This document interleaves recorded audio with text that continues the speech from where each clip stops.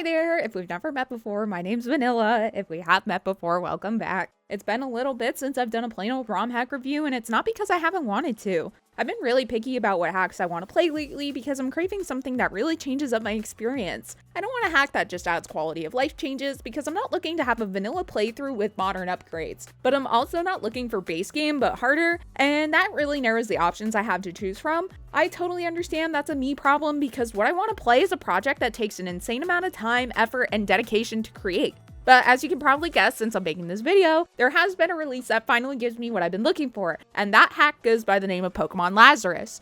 You may be very familiar with the creator of Lazarus because Nemo622 is also the developer of Emerald Seaglass. Since I was aware of the amazing quality of Seaglass, I was really excited to see that this demo was one of Nemo's projects. I just want to emphasize that this is a partial demo and the content only goes up to the 3rd gym, and even though it's not complete, I personally think it's totally worth your time to go check it out. I went into this hack completely blind, and so I was really shocked about what I saw when I started the game. When you boot up the hack, you're going to immediately notice the amazing artwork. Now, I want to say I've studied a lot of different subjects in my short time on this earth, but art has not been one of them. So try to bear with my amazing art commentary. As far as I'm aware, it's pretty difficult to make sprite work look cohesive and capture finer details since you're obviously working with pixels. So I was really amazed when I saw the start screen. When you look closer at the artwork, you can see that the scenery is a little bit different than you might expect from a typical Pokemon game, and that's because Lazarus takes place in the brand new Ilios region. I was very excited to play a new region, and that's kind of been something I've been searching for a little while now. I think I've done so many playthroughs of the same vanilla regions that I'm a bit bored, and I acknowledge that this is definitely a very consumer-based point of view because it's easy to sit here and say, I want to play a new custom region with a new story and new Pokemon, but to actually make that happen is a very time-consuming process that requires an immeasurable amount of dedication. I wouldn't even know where to begin if I wanted to do a project of that scale. You need to design a whole world map, add in trainers, write dialogue and a story, and not to mention if you want to do custom artwork. When you consider all of these factors, it makes a lot of sense why projects like Lazarus are extremely rare.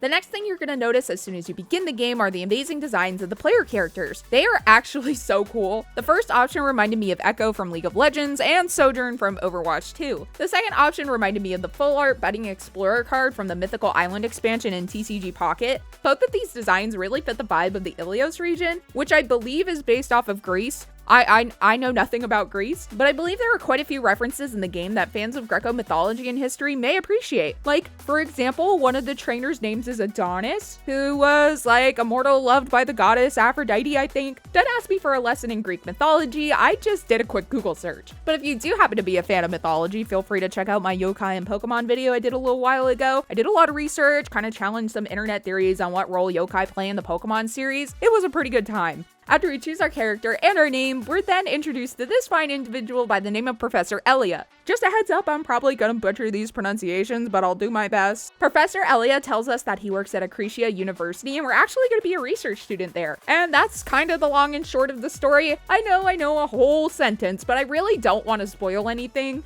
Once we're settled into our new position, we can begin to explore the areas around us. You can see that there's a lot of diversity in the landscapes and that there has been a lot of thought put into the world building. Even as we move directly south from Acritia City, we're introduced to shallow puddles and plots of wheat. On the bronze path, there are piles of hay and little scarecrows. Would scarecrows be called scarecrows in the Pokemon universe? They aren't crows, so maybe like Scarookity or Scarevisquire. I don't know, those don't exactly have the same ring to them. I'll have to get back to you on that. It isn't all just one terrain type in Ilios either. There are densely populated forests and swampy marshes, and even mountains. When you're in Acritia, besides the giant university building, you'll also see an elevated railway that's a really nice focal point. All of the cities we have access to in this demo feel unique and have their own points of interest. For example, Justmail Town has this ginormous windmill, and Kalami City has this town center with a very impressive fruit tree. I do like me a good tree. The more I explored, the more I realized just how cohesive the world building was. Nothing felt out of place, and I had a great time traveling through the areas the demo contained. The landscape and design may have been the first thing I made note of, but the more I started to play, the more I appreciated other features that Lazarus had to offer. Even though it may sound kind of silly, I really enjoyed the writing of the characters and random NPCs.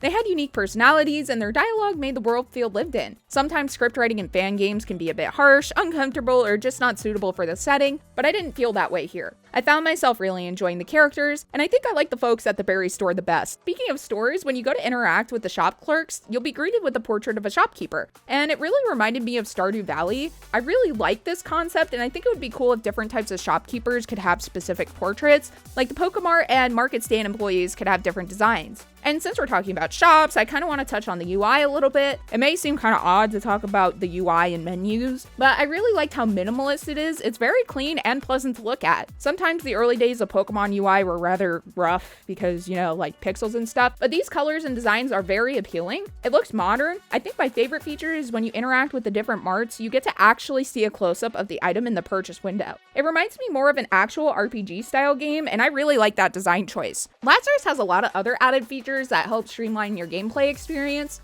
You get an XP share really early in the game, which you can toggle on and off at any point. There are also nature mints that you get access to after the first gym. I just want to say that I was very glad to see that they were reasonably priced. That way I'm not struggling to get money or spending a ton of time trying to find a Pokemon that has a reasonable nature and decent stats because I can't afford the mints. But thankfully, outside of changing a few of my main team's natures, I wasn't needing to obsess over their stats. I was so happy to play a hack that didn't make me feel like I was deficient in brain cells when I was challenging trainers. Opponents had reasonably leveled and balanced Pokemon, and due to the XP curve, your Pokemon are going to be around similar levels as your opponent. This means that you're not easily able to overlevel to circumvent any weaknesses your team may have. That being said, I was able to make it through the available content comfortably with the team I wanted to use in a reasonable amount of time. I personally don't think it was overly simple. I did have to account for type weaknesses, but I am a rather casual player, so do keep that in mind. There is an option to change the difficulty if you want more of a challenge, but I can't speak to the adjustments since I played on normal. The documentation does outline what's different about hard mode, and it seems pretty standard. There are hard level caps, gym leaders have had their teams adjusted, and levels of opponents also scale as the game goes on. There are quests in this game, and I really like RPGs, so I was happy to see that. It has been brought to my attention that some folks believe that the only quest in Pokemon should be just to complete the Pokedex. I don't know if this is a commonly held opinion, but I just want to announce that I do not agree with it. I liked how in Legends of Arceus, NPCs would give you relatively simple quests that usually consisted of showing them entries of a particular Pokemon, or even just retrieval quests. Maybe that's because I am a huge fan of RPGs. I suppose some folks might find this tedious, but since a lot of the quests outside of the main story are optional in Lazarus, I think they only add to the atmosphere of the world. To me, it feels more modern to have NPCs with a purpose rather than just existing so we can break into their houses and then just have them be like, oh, back in my day, we didn't use Pokeballs, and then that's their whole existence. There is a quest line that rewards you for completing the Pokedex, and if you were curious, once you catch a certain amount of Pokemon, you do get access to a shiny charm, but there is even more of a reward if you fill out the Pokedex completely, which according to the documentation is 400 entries. I do have to admit I was a little bit concerned about 400 Pokemon being introduced into one region because sometimes fan projects will just dump tons of Pokemon on different routes, especially if they claim to have like over 900 Pokemon. That doesn't happen here in Lazarus. I think that the amount of Pokemon you can encounter at different times of day seem reasonable. When other hacks just dump tons of Pokemon throughout the game, it kills the world building because realistically most of these Pokemon aren't supposed to exist together. It doesn't make sense because why would they all be so crowded? Like normally I'm not trying to apply too much logic to a Pokemon game, but sometimes that voice in my head is like biodiversity, you know? Lazarus continues the trend of introducing other modern features like automatic HM usage and time skipping. Some folks think it's more true to the Pokemon formula to not alter these mechanics, and I think that's totally valid. I personally just don't fall into that category. I think a modern HM system is very useful because then you don't need to exchange certain Pokemon or sacrifice a move on a particular Pokemon just to navigate the world. Time skipping is something that I didn't even consider to be a feature I would want, but it turns out it's really nice. Lazarus doesn't use a system clock and instead uses an in-game clock. Again, for convenience, being able to skip around to different points in the day does make a difference. In a lot of Pokemon games, I personally didn't like having to remember to pick up my console at a particular time of day. It makes completing some tasks very difficult, whether that's hunting for Pokemon that only come out at certain times, or having to wait for berries to grow. Being able to advance time whenever you want saves the player from having to time skip by physically changing the clock. To change the time of day, there is an innkeeper inside of the Pokemon Center, and you really can't miss them. And when you interact, you can choose which time of day you'd like to skip to. I do kind of wish that the inn was in a different room in the Pokemon Center because it does get a little crowded, but since the feature is so useful, having it in a central location is just fine with me. I think I ended up using the time skip feature the most for growing berries. Lazarus introduces berry mechanics that are similar to X and Y. There are berry mutations and pests that may infect the plants. If you want to crossbreed certain plants, you just plant them next to each other. The documentation thankfully lists all of the combinations to produce the mutated berries, which saves you a ton of guesswork. There are different kinds of mulch you can purchase, and one of them even increases the chances for mutations to occur. Mulch is reasonably priced, so you can start growing berries whenever you'd like. Again, I'm very grateful that I wasn't constantly strapped for cash and that the economy is relatively balanced. I think it's the right time to probably bring this up since we're talking about berry farming. You do need to make sure you're playing the correct version of the demo. The version 1.1 release didn't have berry growth enabled, which left me very confused. I was just staring at the stumps thinking, why won't you grow? After upgrading to version 1.2, the berries grow just fine. You do need to keep in mind that even if you are using the correct version, some of the berries do just take a long time to grow. It's not a glitch or anything, it just takes a few day cycles for them to produce. Outside of growing berries, the time skip feature is useful if you want to go for Pokedex completion because when accompanied by the Dex Nav, it makes it a lot easier to hunt for certain Pokemon. The Dex Nav allows you to hunt for Pokemon that are present in a particular area. You can use this to make it easier to encounter hard to find Pokemon, and you can also use it to chain for shiny hunting. If you assign a particular Pokemon to the R button, you can search for the same Pokemon repeatedly without having to open the Dex Nav each time. When you use the Dex Nav in the overworld, it will inform you what ability of the Pokemon is when you go to encounter it. So you're able to search for hidden abilities which are listed in the Dex Nav menu. I have encountered the Dex Nav in another Emerald hack called Row. Lazarus's Dex Nav functions a bit different, where you have to hold the A button to sneak up on the Pokemon that you spotted. I really like this because it's more engaging than running full speed at the shaking grass.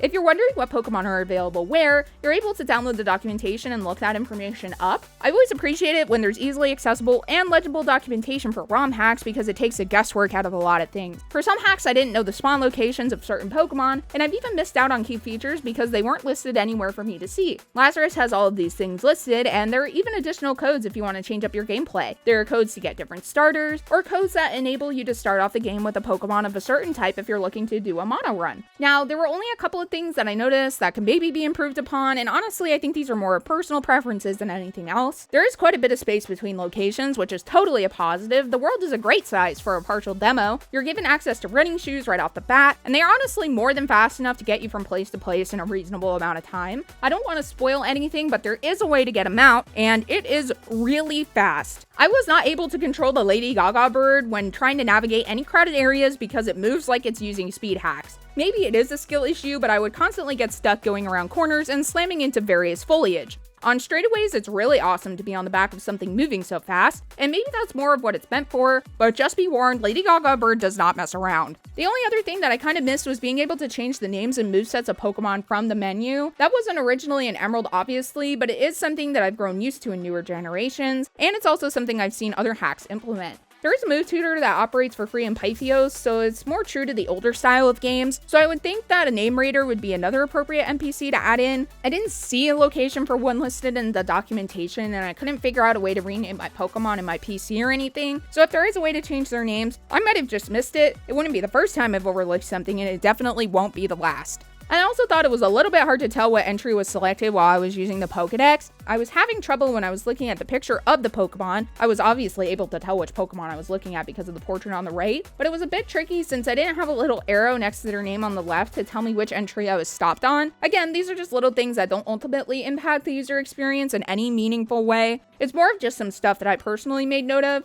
I also want to say that when I was playing using MGBA, I didn't run into any glitches or fatal errors. On the launch screen, there is a list of compatible emulators depending on what platform you're using, and there are a few that are not compatible that are listed as well, so make sure to keep that in mind if you do decide to play. Even though this demo only contains 3 gyms and a little bit of a story sprinkled in, I still managed to clock in around 12 hours, which for a demo is really good. I didn't complete all of the quests, like I didn't sit around to grow berry trees, although the rewards for completing them are very appealing. You can find your active quests and their completion requirements listed in the quest menu in the game, and the rewards are listed in the documentation. I think there's plenty of content to keep you occupied, and like I said earlier, even though it's not completed just yet, you should totally give Lazarus a try. I'm excited to come back to this game when it's in a more completed state, and I'll probably make another video talking about it then. So yeah, I think that's the end of my review. If you liked the video, please consider giving it a like. I make all different kinds of Pokemon content, and I reviewed other ROM hacks before too. So if that's kind of your thing, please consider subscribing to my channel if you haven't already for more amazing videos.